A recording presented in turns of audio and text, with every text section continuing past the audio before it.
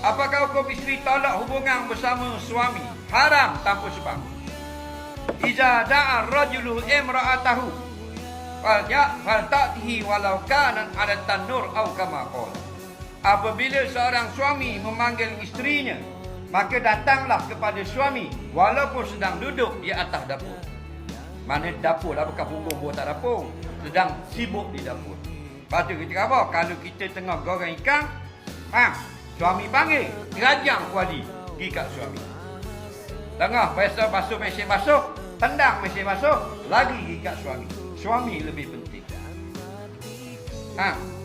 Kita tak tengah goreng ikan kering, yang tak nampak mata buta ke apa?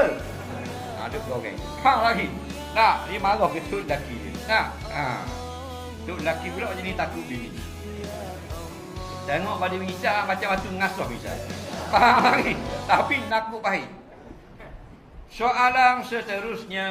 Jadi, kalau ada uzur, boleh kita tolak.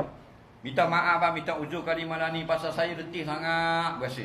Gitu. Kita pun maafkan dia. Jangan awak keras sangat kita. Faham? Ada kau jenis keraskan lelaki. Soalnya isteri nak minta rehat. Bodoh dia. Bahasa gila set.